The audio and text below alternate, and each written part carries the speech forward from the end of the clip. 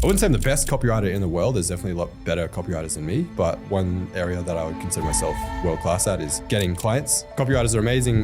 What's funny is they're amazing at selling other people's products and services. When it comes to selling themselves, they can't do it for shit. To be honest, dude, I think we're living in like a golden era. It's so funny. Like everyone, 2-3 years ago was like, oh, copywriting's dead. AI is going to replace all copywriters. You guys are screwed. I haven't seen that happen at all. I think it's been the opposite. The number one law of sales is if you can describe someone's problem better than they can themselves, they will automatically assume you have the solution. The one's like, actually do it. Don't be a pussy. 2 is optimize the approach, go with the humanistic approach, solid opener, personalized first line, great offer. And then the third one is just volume, just reps. Yeah. Just do it again and again and again. And it's like, you can't really fail with that approach. It's just a matter of time. And I think most people make the mistake of trying to get married on the first date. Right? Yeah.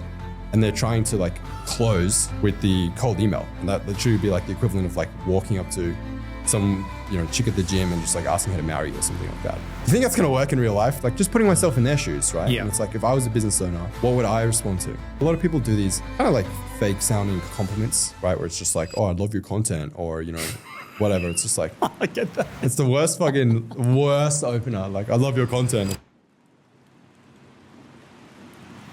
So I was telling Justin just before, I was saying, I went to bed at like 3, woke up at like 6, I think. So a bit unusual. I usually go to bed at like 8:39, right? And then you messaged me this morning, go, hey, we on for 2? I'm like, yeah, dude. And you're like, haven't been to bed yet. I'm going to go for a nap. I was like, that just gives me perspective. I was like, 3 hours is good. Yeah. Rather than the 3-hour sleep train. Did you, what were you doing? Launching a new product? Yeah. Yeah, I'm doing a paid workshop. And so I thought, before I leave for Mexico, let me see if I can do a little like revenue event, bring in a bunch of, sales, calls, clients, all that sort of thing. And then I'll see like how much I can make from the replay while I'm on the flight. I always like to do that sort of stuff. How'd it go? Oh, well, I literally just launched it like at 9 a.m. this morning. So got it. So far, so good. I think it's up to like 5K in sales or something it's like a $97 product. So okay, it's pretty good. But I remember in Mexico in March, I was just like, I want to, because I'm selling email copywriting, right? And like how to be an email copywriter and make that and do that as an income. I was like, it'd be cool if I launched a course about teaching email marketing. And then I wrote emails, like 1 email a day to sell the course. It'd be cool to see like how much I can make while I'm in Japan. It's like a meta example of like, this is kind of what you can do as an email copywriter, right? It's pretty cool, like real-time experiment. I think it was, maybe like 20 grand or something in like a week, and just woke up, wrote an email, and then just went skiing all day. It's fucking best. Good life. So yeah, I was like, man, this is a dream. So I saw online you you did a coaching session with Iman, how do you say, Gadzi? Yep, last night. Yeah, that was last night. So 60 minutes with him? Mm-hmm. How was it? It was good, yeah. He's a real smart cat. So I tried to squeeze as much out of him as I could when you're paying that much for a one-on-one session. So I joined his program. It's called 8-Figure License. And so that basically gives you access to like his whole C-suite team for an entire, 6 months. Okay. And then part of the big sexy sell is you get the one-on-one with him on. And so I was just asking him, it's like, for me, I feel like in the period we're in, currently with in BizOp anyway, I don't know if it's like this for business in general, right?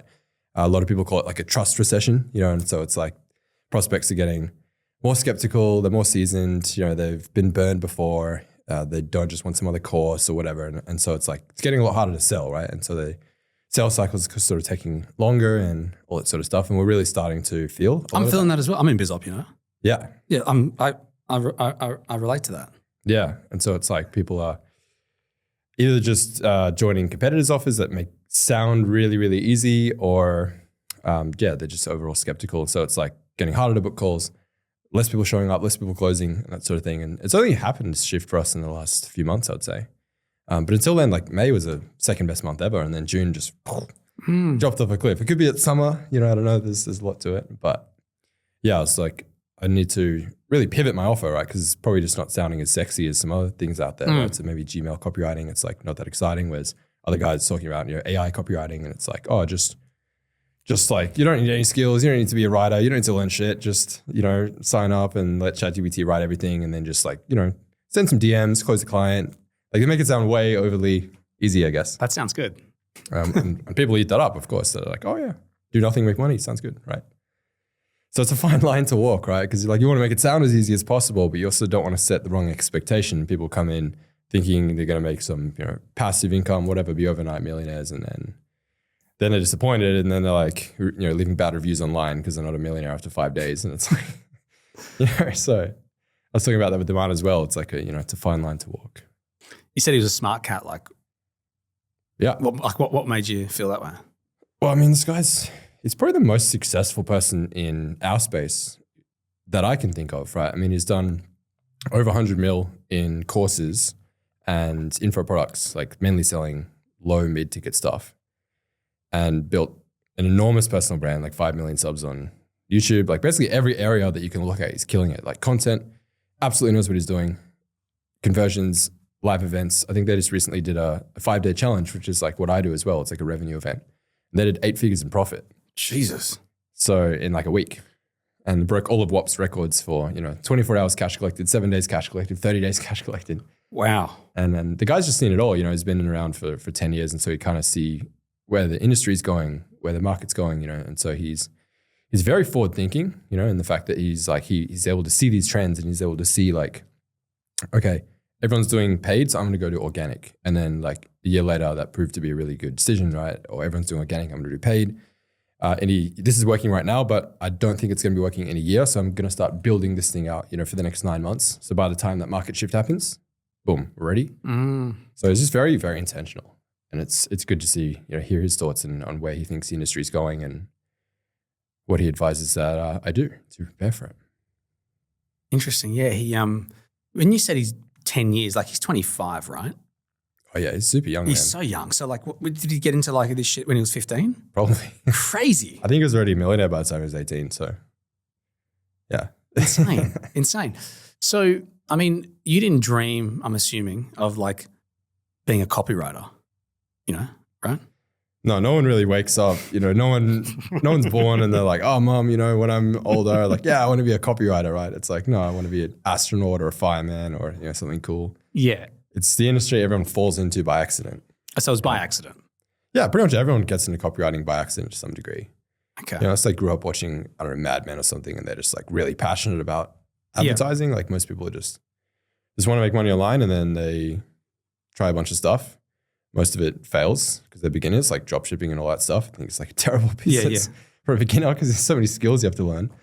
And then, they kind of just hear other people talking about it. Yeah. Especially nowadays, man. You got people like Andrew Tate, which is like Hustlers University or whatever. And he just pumps like 100,000 aspiring copywriters into the market basically overnight, right? Through his, $50 a month course. And so everyone kind of, I think it's like an intake quiz, and it's like, do you have money or time? It's like everyone has no money and they have time. Okay, you should do copywriting. So that's how everyone just like gets into it nowadays. But yeah, like everyone else, I just got into it because I just didn't want to be broke. When I dropped out of uni to make music, went from studying engineering to completely, just like throwing everything away, and all my, straight A's of 12 years of high school and everything, and getting into prestigious university. Because it's not what I wanted to do with the rest of my life, I just interviewed someone before who was like engineer, sales machine. Now, engineer, copywriter. It's interesting. Well, I dropped out so I could do music. Okay. Because I've always known, I mean, I don't know about you. Have you kind of had that entrepreneurial sort of bug, like as long as you can remember, like, or is it? I started off in a 9-to-5. So I definitely didn't like anticipate starting a business, I reckon, when I was out of school. Okay. Yeah. Yeah. For me, just since I was like 2 years old, I always knew I just want to do my own thing. Oh, really? Like I have no idea what it's going to be. But I just see, I look at my parents, and intellectually I can just kind of understand. It's like they don't look that happy, right? It's like they're waking up, they look stressed, they're going to work, making money for someone else, coming home tired, fighting about money, arguing, whatever. It just like doesn't look like a great life that I want to live. And they just do that day after day after day, for years. And it's like, it's got to be something else to aspire to, right? And then I was really bought into the system at school. Like I was basically a straight A student, got into engineering, mechanical engineering. And then after about a year of that, I was like, this is not really taking me like down the path that I want to go down, right? I was like looking down I'm going to do this for 4 years. I'm going to graduate, get a job. And I was like, that's the exact life that I said I didn't want. Yeah. So what am I doing here? And then, I just made the hard call. I just dropped out because I was like, there's no point wasting 4 years and then probably, throwing this thing away anyway, right? Just to make my parents happy because I got a degree. Yeah. It's like, fuck that, dude. It's like your life. It's like, you don't waste 4 years and $100,000 or whatever on a degree. So yeah, I was just like, you know what I love? Dance music. That sounds cool. I just fell in love with dance music in like late high school. Kind of the come up of EDM, right? David Guetta, Swedish House Mafia. Yeah. It was all sort of popping onto the scene, Avicii and stuff back then. And I was like, I'm gonna go do that. I'm gonna make some music. That sounds cool. Sick. So I just basically did a full 180. And then, of course, what comes along with that is like, well, how do I make money now? But it's good money DJing, right? It can be. If you're really in demand. Yeah. Okay, you have to be really good. Is that right? Not good. DJing's pretty easy, to be honest. It's more the branding side of things, right? So the big dogs, of course, you're producing your own music. You probably have a lot of hits, on Spotify and that sort of thing. And yeah, you're just getting booked solid. And there can be good money in that. But I think the wealth distribution in the music industry is pretty heavily skewed. And the people at the top, they'll make millions, right? But then it's probably like the bottom 99% are probably not making enough to live, right? Or something like that. So tough gig. Yeah, it's tough. It's like being an actor in Hollywood or something, or being an athlete or trying to make it to the Olympics. Like these industries are extremely competitive, and because everyone wants the same dream, right? It's like, of course, everyone looks at the stage of Tomorrowland and they're like, hell yeah, I want to be on that stage, right? But it's like, so does fucking 100 million other people, right? And there's only one slot, so good luck, right? So kind of the game you got to play, right? With content, it's a full business. Like you got to do content, you got to release products, which is music. Yeah. You have to market, you have to brand yourself, you have to be well connected, you have to know promoters, you have to network, and networking in the dance music world means just going out and getting fucked up basically with the promoter and drinking and stuff. But yeah, I forgot what the original question was. I just went down a bit of a tangent, but. No, that's all right. That's all right. Well, have you watched Avicii, the documentary? What do you think? Yeah, it's super interesting. It's obviously really tragic. Yeah. What happened to him. And yeah, there's kind of definitely dark side of the industry too. You get into it and you're like, oh, it's all sunshine and rainbows and plur and happiness, and fuck that, dude. It's not nothing like that at all on the inside. It's probably one of the most cutthroat industries out there in terms of everyone's just trying to, one up everyone else or rip off everyone else. Basically, everyone's out for themselves, right? And so it's like, no one has your best interest at heart besides you, which is probably a good analogy for life because that's true in life in general. But yeah, I'd say especially in the music industry, it's a dog-eat-dog world. I've heard that. And people take advantage of you 100% if they can. And yeah, you just got to be smart. Look out for yourself, partner with the right people, and try not to get scammed. Because you said earlier you're off to Ibiza? Yeah, I'm going to Ibiza to play a show end of July. Okay, sick. Yeah. So I'm just kind of skipping gears here, but like some of your students have written copy for like Patrick Bet-David, Tate, Hormozy, Dean Graziosi, all those guys, right? Yeah, Grant Cardone, Ty Lopez, V-Shred, Biotrust, lots, Tony Robbins. Like I got a huge list in my phone notes. I can pull it out. Yeah. No, I guess I'm just curious, like everyone like wants to get in their pants, right? And there's probably like the best talent in the world like knocking on their door. It's pretty amazing. Like, so you've obviously got people not off the street, but you've just had people who want to, become copywriters. They come through your program, right? Mm-hmm. And then like, I guess my question is like, how the fuck do they get in the door of these people? Like, how do they even get their attention? I mean, you can't DM these guys, right? Or you'd be surprised, man, to be honest. Like a lot of it's a game of timing, and it's just being intentional. It's being smart, reaching out in the right places with the right message, the right level of personalization, right amount of follow-up and that sort of thing. And yeah, I guess there's an element of luck, but you're also putting yourself in the opportunity to be lucky through volume of outreach and just the right strategies, right? And so I wouldn't say I'm the best copywriter in the world. There's definitely a lot better copywriters than me. But one area that I would consider myself world-class at is getting clients, like getting copywriting clients. And that's what I built the whole coaching business off over the last 7 years, because it's like copywriters are amazing. What's funny is like they're amazing at selling other people's products and services. When it comes to selling themselves, they can't do it for shit. It's like they're terrible at pitching. It's like, they can write a great email making all these sales, but like when it comes to writing a cold email trying to land someone as a client, it's like, read some of these emails. Like, what are you doing? It's like, yeah, terrible. wow. So yeah, but honestly, man, you'd be surprised who is actually reachable. Like, for example, in the early days of my music career, this is actually how I sort of really launched my career in Spotify and stuff anyway, and got a lot of traction. Was I did collaborations with, pretty out of the box, I don't know anyone else kind of doing this, but I did collaborations with like these big personal brands, online entrepreneur type people. So like Jason Capital, Elliot Hall, Stan Locke, Joel Brown, Bedros Keuilian. And I just reached out to them and I was like, hey, I would love to make a song with your, some sort of like motivational speech kind of thing over it. I think it'd be like a really cool sort of hype anthem, good for gym, that sort of thing. And I don't want anything from you. All I ask is your permission to just use this bit of audio I found online or whatever. And I'll send you when it's done. If you like it, we can release it. If not, no harm done. I only wasted 50 hours on it. It's fine. And then they're all like, yeah, okay, sure. Sounds good, whatever. And then I sent it over. I started with like Jason. He was my first one. And they're like, holy shit, this is epic. I love it. Like, I want to share it. Let's go.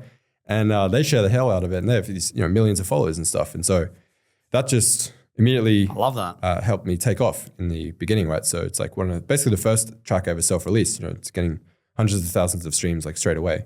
And then I would use that leverage to go to the next person. Hey, I did a song with this guy. Do you want to be next? And then I did a song with these two guys. Do you want to be next?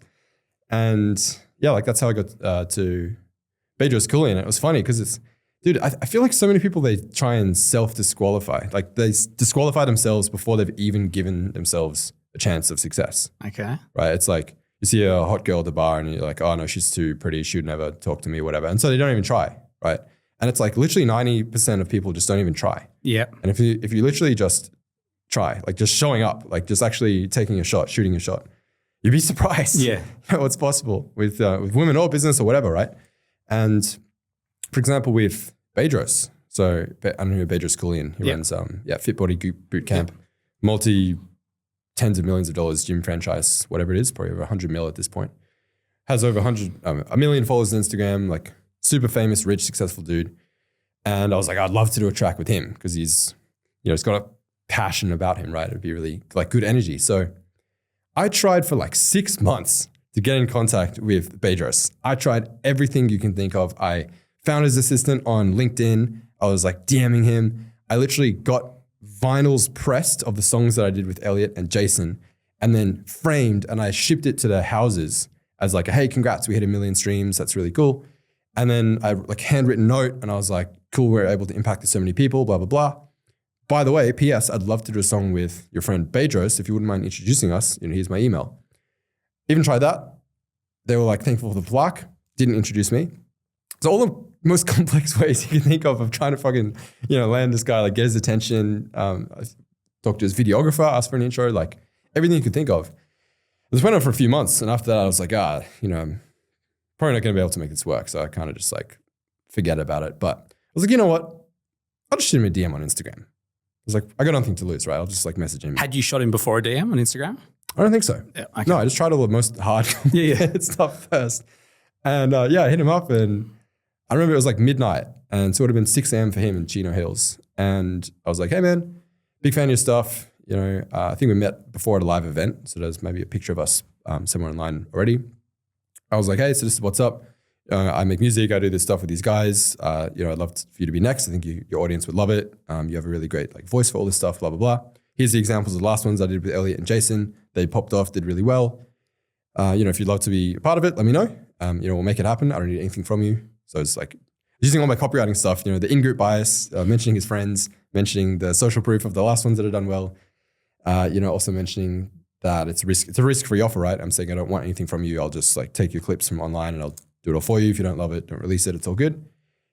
Didn't think much of it, sent it off, went to go brush my teeth, came back 10 minutes later and I got a voice message from him.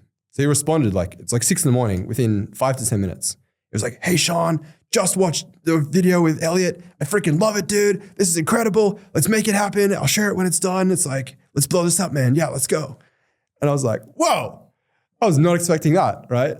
I was like, why didn't I just fucking start with that? DM him straight away. I should have just DM'd him first, you know, because I was like, oh, he's got 1 million followers and never respond. But it's like, you don't know that.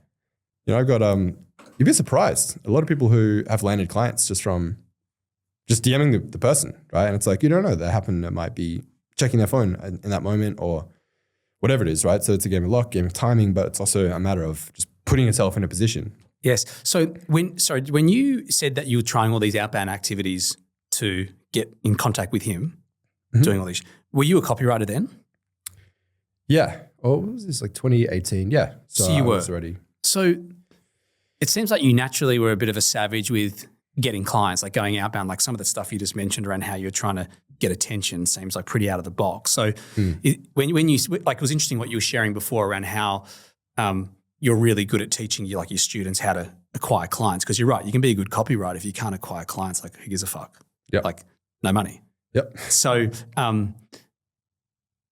were you naturally like just good at, do you realize you're just naturally good at that? Or is it something that you tried to have to like learn or?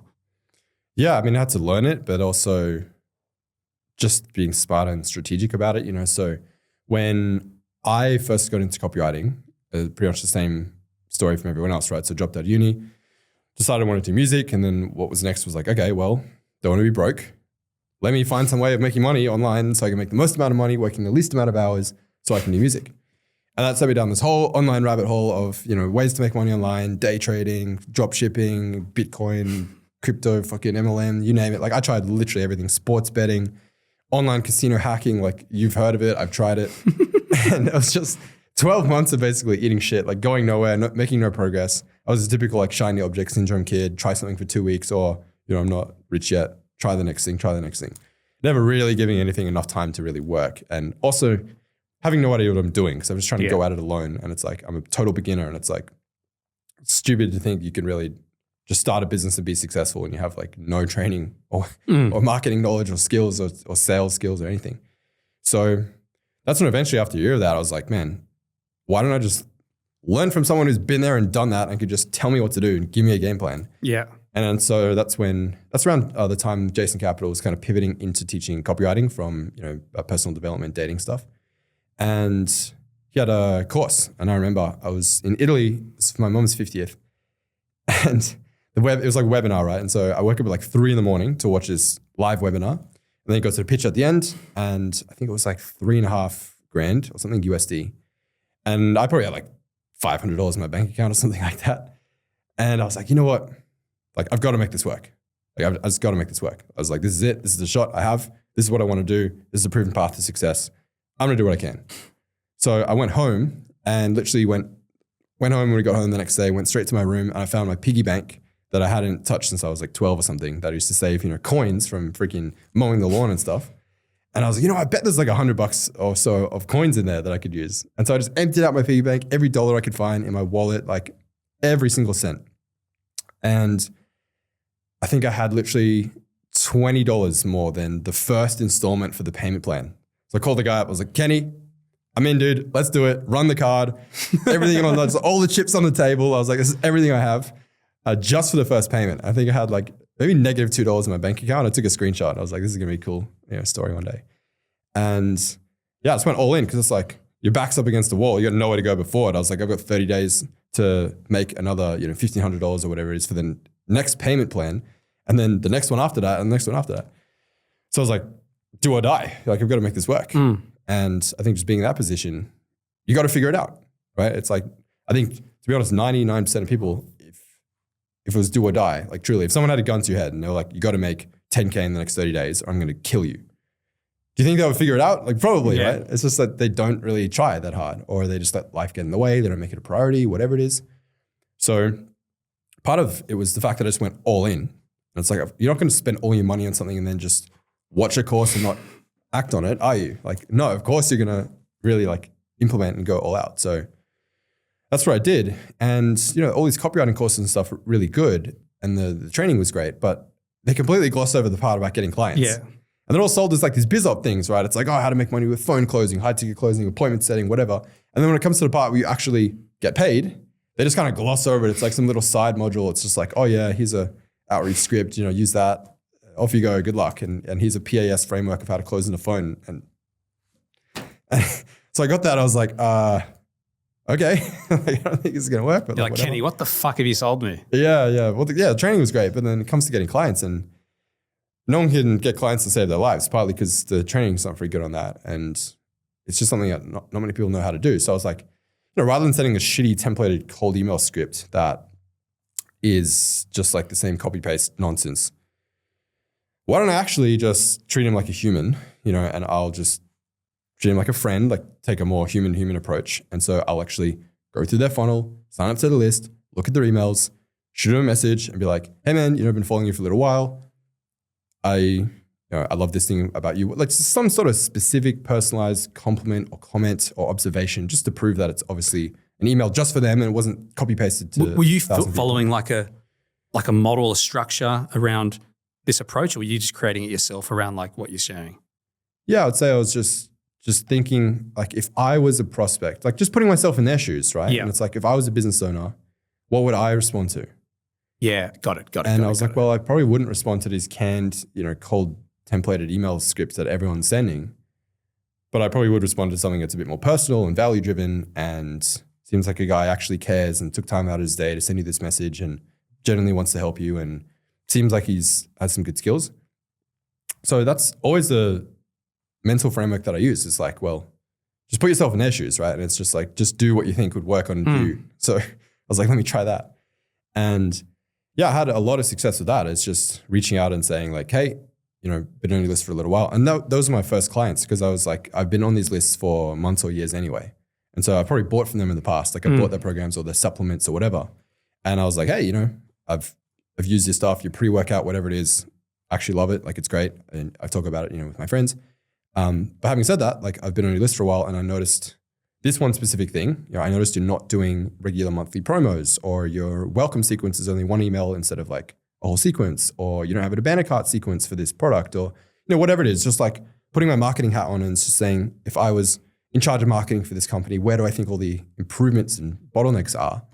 And then reaching out with that as the angle. And it's just like, I had a bit of time in my hands, so I went ahead and I wrote you a abandoned cart sequence. Feel free to use it. I don't want any money from you. All I ask is just that you use it, install it. And if it makes you money, I'd love a little testimonial that I can use to get some clients and grow my business, and just kind of being like honest about it. And then most of them are like, oh, that's really cool of you. Thank you, man. Appreciate it. And then it opens the door to start the conversation, right?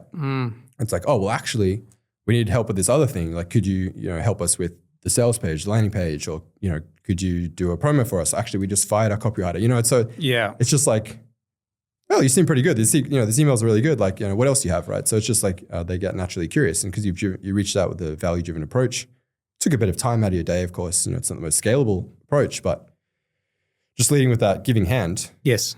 And then the other thing I really, really found works is like the in-group bias, right? So if you can, I always think my mentality when I'm reaching out to someone is you got to think about outreach as almost like mail, like physical mail, right? So let's say you got a pile of mail, right? Most people sort their mail over the bin, right? And it's just like, there's two piles. There's like the important pile and the junk mail pile. Yeah, literally.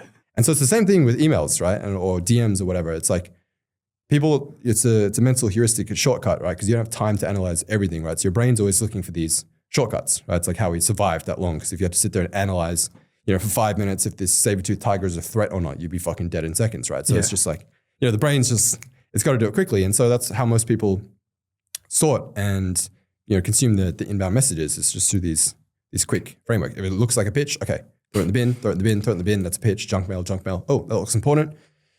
And so the same thing in cold DMs, right? If you can immediately establish that there's someone that you know, or maybe someone that they should know, or maybe that you have mutual friends in common, you're part of the same groups. So it's like just that in-group bias of just like, oh, this guy feels like he's like one of us, or like in the club, or he knows the same people that I know, or something like that, right? So I usually like to say, hey, I've heard good things about you from Ben, from someone who I know that they know.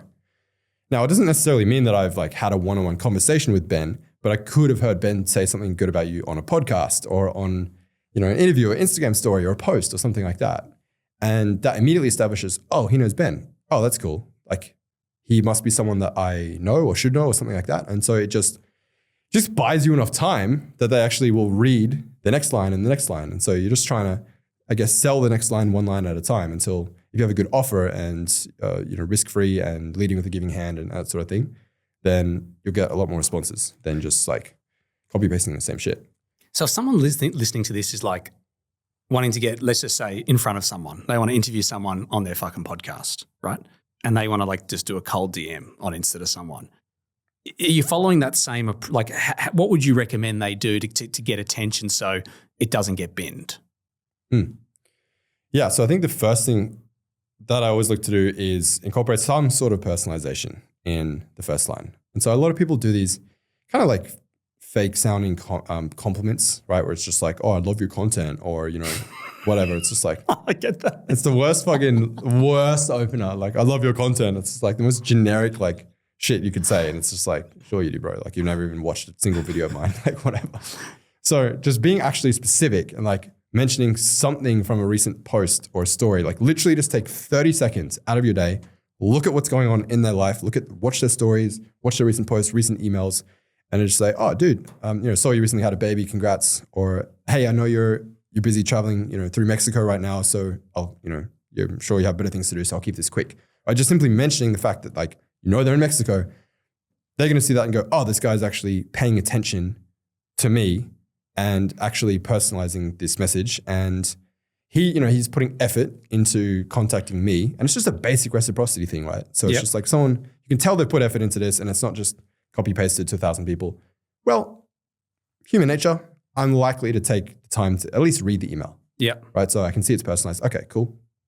If I can establish that in-group bias of like, I know someone who we're in the sort of the same circles, we have the sort of the same interests, maybe even they ate at the same restaurant that you ate at, or, you're visited the country they live in recently, or just like anything that kind of can establish you as being part of the same group or community. That works really well. Humans are very tribe-based, right? And so it's just anything you can kind of do or communicate that it's like we have something in common without being weird and like try hard about it in just a natural sounding way. That's going to go a long way too. And then the main thing is really just like the offer, right? So everything's offers at the end of the day. And I think most people make the mistake of trying to get married on the first date, right? Yeah. And they're trying to like close with the cold email. And that should be like the equivalent of like walking up to some, chick at the gym and just like asking her to marry you or something like that. It's just like, or be your girlfriend. Because you think about like what, if you want to retain a 2K, 3K a month, right? That's like basically equivalent of like a relationship, you could say, as opposed to like a one-time thing might be a one-time stand. So it's like you're going up to strangers and just like asking them to be your girlfriend or boyfriend. It's like, do you think that's going to work in real life? Like, yeah, of course not. So I always just think the way I approach it is like, if you wouldn't say it to their face in real life, don't say it in an email. And I even did this sort of fun little series for a bit where to illustrate this, I took the worst cold emails that I could find in my inbox and I walked up to strangers on the street as like content idea for reels and stuff, and literally just started reading them these emails. And what happened? So fucking awkward because it was, I can't even remember some of these. It's just like, hey, I'm Sarabjit. You need UX design services? Like, I will provide you this and bullet points. And I start getting into the pitch and the person's like, what the fuck are you talking about? Go away, you weirdo. So I stopped doing those because it got kind of awkward. But just to illustrate the point, it's like, that's kind of how most people do it. And it's like, well, man, if you just wouldn't say it to their face in real life, like don't say it in an email. So just imagine you're talking at a bar or something like that. It's like a relaxed, casual setting. This thing you would say to them in person there, that's the same thing you should say in an email or a DM, right? So just being more human about it, right? Especially now with AI, I think it's actually easier than ever. To stand out. Because everything's automated. Everything's like AI this, and people see right through it. They can tell straight away, especially you get dozens of these pitches a day. You can immediately tell when something is 100%. Just, some sort of quick line first writer, you're pulled from your LinkedIn or whatever that you like don't even check or use or post on. So yeah, that'd be the main thing. Personalization. And then the offer is the other thing. So it's like, you're not trying to sell them on your services, right? When you're trying to reach out to someone. Yeah. You're just trying to sell them on the next step. So then the next step might be to book a call, but I would even say like that is too much to go from like 0 to like, let's get on a call. Cause it's like, I don't know who you are. Yeah. I'm worth millions of dollars. My time is valuable. I run a company. You're some random stranger in my inbox asking for an hour of my time. Like, I'm not just going to give out, because it's like your time's worth, I don't know, $2,000 an hour or something. It's like, are you going to dish out $2,000 to every motherfucker in the street? Like, no, because, well, that's the same thing, dishing out your time. So you have to be more intentional about like, what is the ask that you want? And so I like to go for the lowest investment ask humanly possible. And the way I generally like to approach outreach is with the giving mentality, right? Everyone's in the inbox asking for shit, asking for their time, asking for their business, asking for their money, whatever.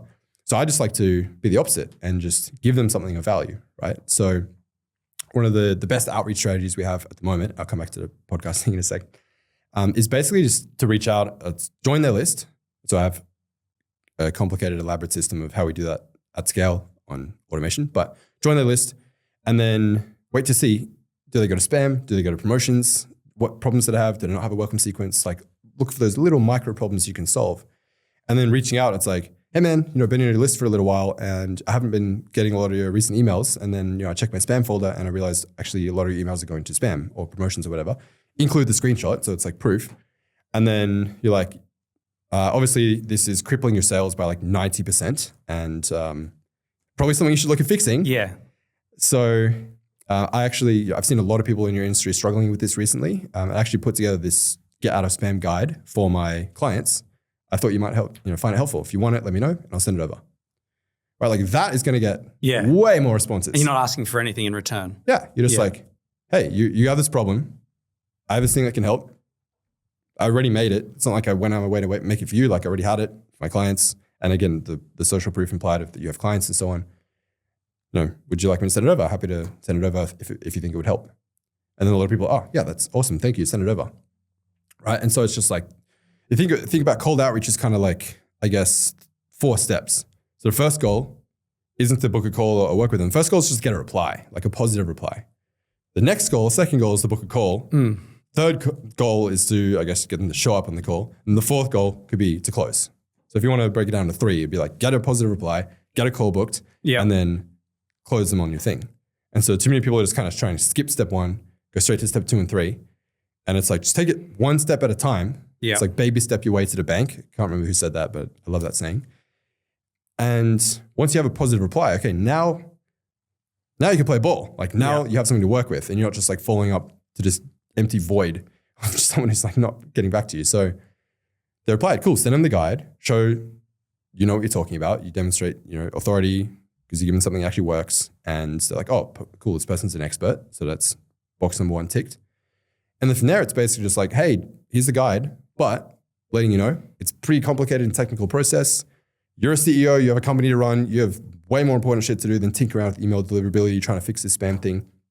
So if you want to jump on a quick, 20, 30 minute like diagnosis call, I'm happy to jump on Zoom and help you actually like uncover the reason your emails are going to spam. And then I'll walk you through what you need to do to fix it. And then if you want my help after that to just do it for you, like just basically just do the whole thing for you, hands-free. If you want to hire me afterwards to do it, we can talk about that. But I just want to show you like how to fix this first. So you position the second offer, right? So the first offer was like the lead magnet, really good offer. The second offer is the call, but you're positioning the call as being really valuable use of their time. Yeah. Right? It's not just, hey, do you want to jump on a call? It's like, no, I don't want to jump on a call. But do you want to jump on a call and I'll help you, walk you through what you need to do to fix this spam thing? Oh, that's great. That's going to be a good use of my time. So I'm going to book in. And then realistically, you get to the end, you can show them the steps and so on, but it's like, again, they're a CEO or whatever, they're not going to do it themselves. And if you frame it right as being like, you got the 2 main objections you might have from that point, because it's like, you're making the call seem like a good offer, but your agenda is still to close, right? So you want to set the balance as well. You don't want to just be doing free coaching calls all day with people. So you got to set it as like, I'll help you. This is a good use of your time. Like I'll genuinely show you how to fix it. And then you get on the call, then you can say, well, realistically, you're a CEO. You're not going to spend 3 days fixing this. And then it is a very technical thing. And if you miss any step out of these like 19 steps, then it won't work. Which kind of handles the objection of like, I can just give this to someone on my team to do, right? So those are like the 2 things, like do it myself or get someone on my team to do it. And so you kind of squash those. And so the natural conclusion at the end of it is like, oh, fuck it, dude, I'm just going to hire this guy to do it for me. He knows what he's doing. And, if you have a solid price, I guess, and it makes sense, then, and you structure that in a way as well, where it's like, to get you out of spam, and literally make you an extra $20,000 a month in email revenue, because you'll immediately get like a 5x in how much you're making when your emails actually start landing in front of people in the primary inbox. It's just a one-time investment of $2,000, paid $1,000 up front and then $1,000 after I get you out. So that way, I've got skin in the game too.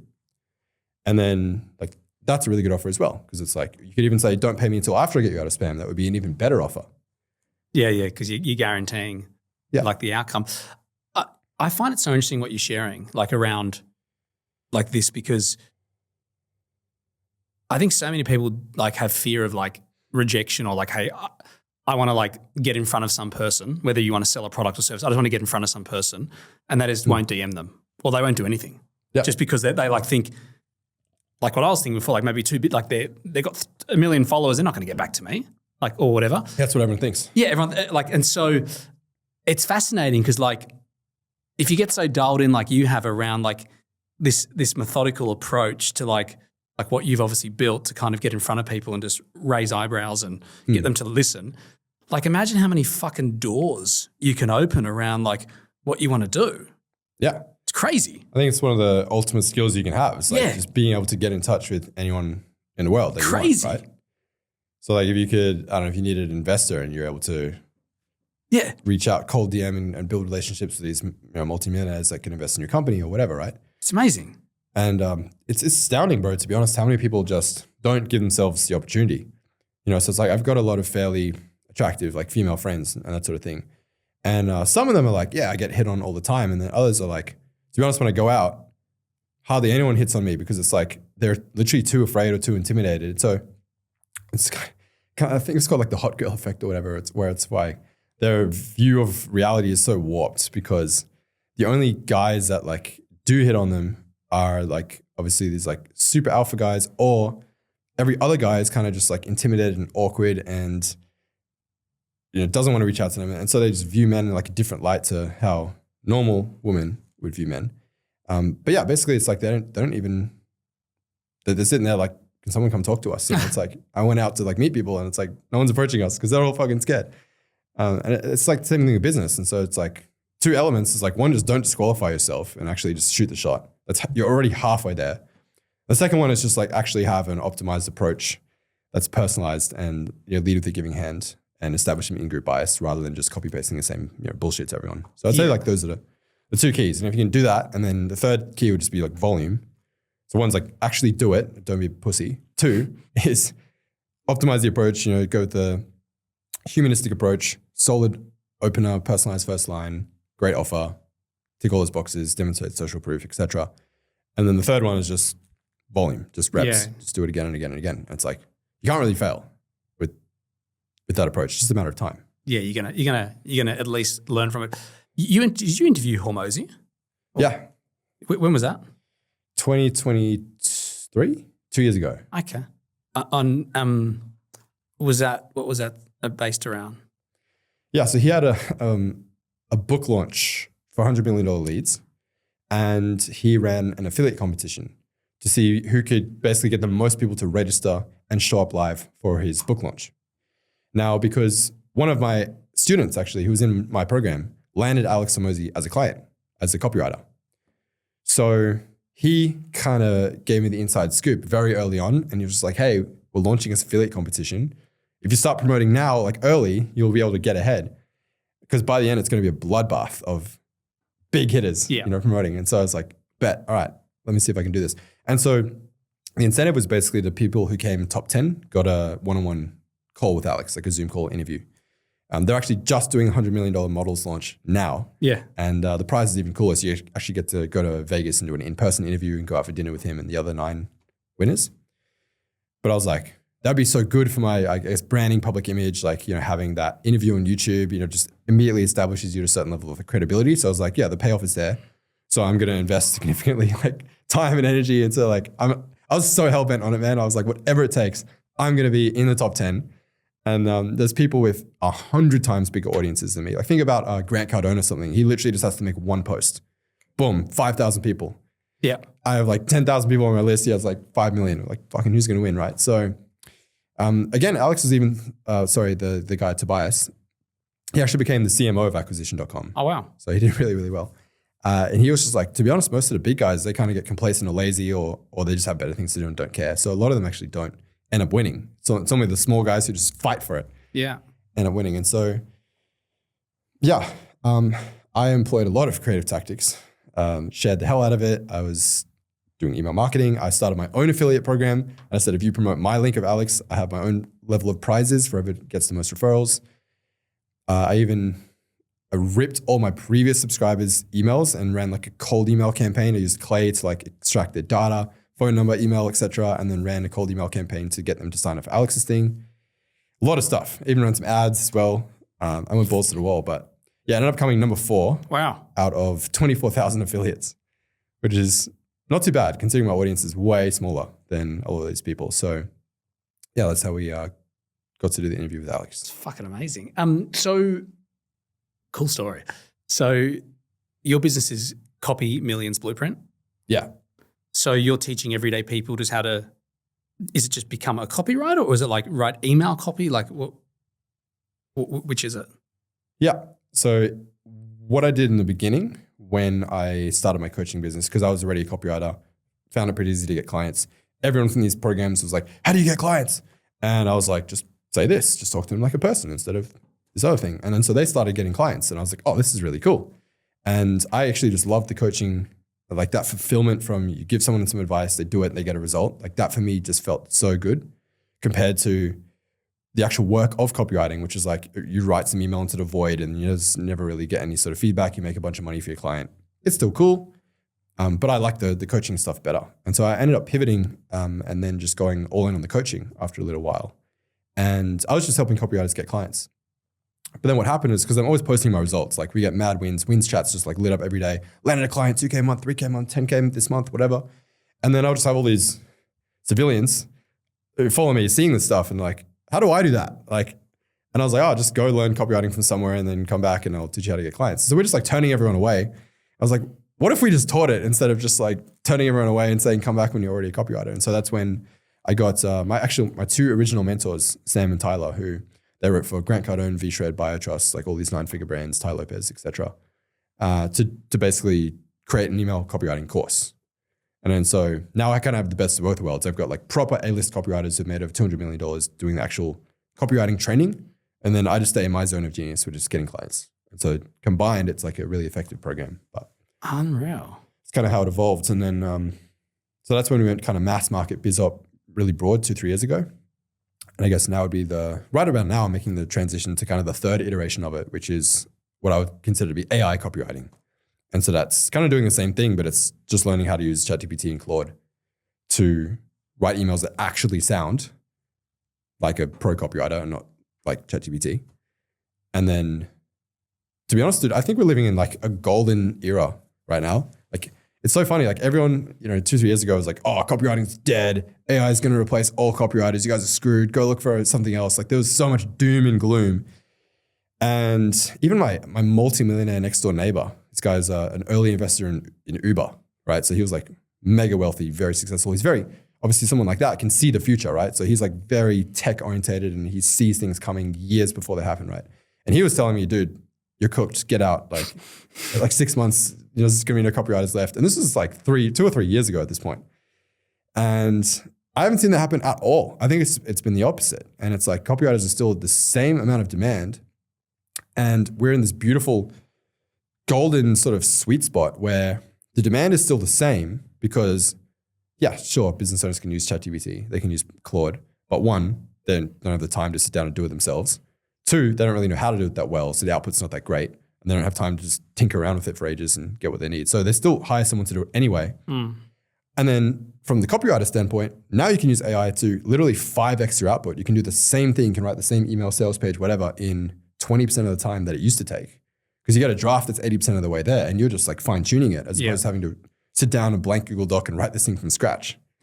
And I think the opportunity is insane at the moment. And in May, like we had the most student wins ever in history. Like every single day, people landing clients, like making so much money and doing so well. And I was like, this is the exact opposite of what everyone else predicted, that Interesting. It was over for copywriters. So it's like.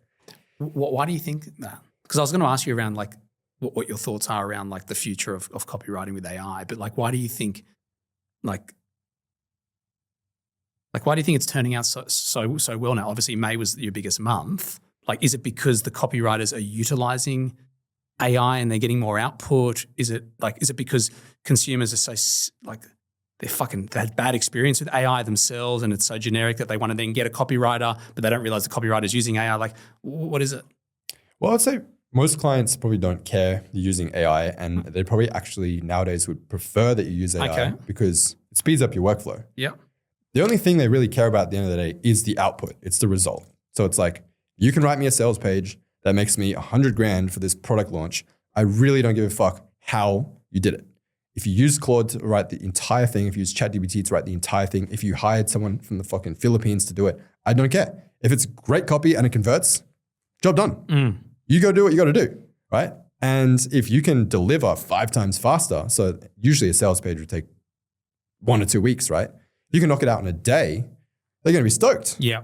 Right. And if it's the same level of quality, obviously it's not that simple. Just throw a prompt in ChatGPT, get a sales page out, right? You got to know how to prompt it. You got to know how to prime it and give it the right examples and give it the right frameworks and tonalities. So you still have to have the copywriting brain, but it's just like all the legwork is done for you. So you can just sit there and just like put your marketing hat on and optimize things rather than doing all the grunt work, writing from scratch. Yeah, makes sense. And how's your prompt engineering on like Claude or just with ChatGPT and stuff? Yeah, I like to think we've got it pretty dialed in at this point, but it took a while to get there. And also, to be honest, like even the AIs themselves, like these LLMs, haven't really been at the standard that we needed them to be at. I'd say until about this year. So start of 2025, I'd say, because I've been obviously using it for quite a while, and it's still just like flogging it again and again to sort of get the output at the quality you want. But now, like, it's really, really good. I'd say it's better than 80-90% of copywriters out there. Do you prefer Claude over ChatGPT for copy, or? I think it writes a bit more human. It's human, yeah. Yeah. I see that as well. But I use ChatGPT because we have spent the last 5 months, me and Lucas on my team, custom developing our own ChatGPT writing bot. So it's called CMB Copy Pro. And we launched it as a free bonus just to all of our students. But I basically built it for myself as a tool. And I was like, hey, you guys can all use this too. Sick. And we just programmed it with like the best of the best A-list frameworks, all the copywriting courses that I've ever bought in my life from top guys, all like my swipe files of like the highest converting VSLs, sales pages, emails, ads, advertorials, you name it. I just gave it the absolute best inputs. And I was like, only write with this, ignore what else is out there on the internet, forget everything you know about copy. This is the framework to follow. And immediately out of the box, it's writing way better than ChatGPT. And you don't need these elaborate 15-page prompts and like have to really finesse it every time. It's just like, you can get to the point where you just like write me an email for Clyde selling his trading course. And then it's like, it knows who Clyde is, it knows the voice, it knows the samples, and it just spits it out. And like Fee 1.0 is nearly perfect. And you just boom, take that, refine it a bit, off you go. So it's like, it's taken emails, from 30 to 60 minutes down to like 15 minutes, 10 minutes. It's crazy. It wasn't until I started like my current business that I've got now, this biz op, the education business, that I actually started to realize how important copy was. Like I had a company before that for 10 years and I never really understood the power of copy. It's everything, man. Yeah. I appreciate it, but I never really understood like how important it is. And I think right now with paid ads, like my opinion, like I think paid media like 5 years ago was really, media buying I thought was really important. I think it's nothing now. Like I think like your creative, like your copy, your design is everything. It is, yeah. Everything. Because of how sophisticated the algorithms have got. Like, yeah. I mean, I think Facebook's ultimate goal is to remove the human element as much as possible so that people can get success with their ads, right? Because the more complex it is, the less people are going to run ads because they're not going to have success. Yeah. And so now, like the AI's got so good, like our phones are listening to our conversation right now, you know, whether you like it or not. And, they'll deny it. They'll be, oh, no, we don't do that.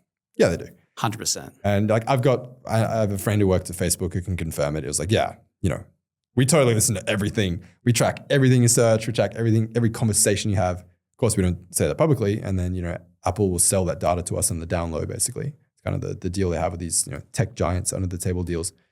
But it's like, how do you think the targeting is so good? It's like, how do you think we can have this conversation and I could mention that my skin's not looking that good and 5 seconds and that's it. And then boom, you're seeing like fucking skincare ads left and right. Or hey man, nice pair of sunnies. Where'd you get them? And then you're seeing sunglasses ads left and right. It's like 100%. It's not confirmation bias. It's literally the algorithm listening to you and going, that's what he wants. Sell him sunglasses.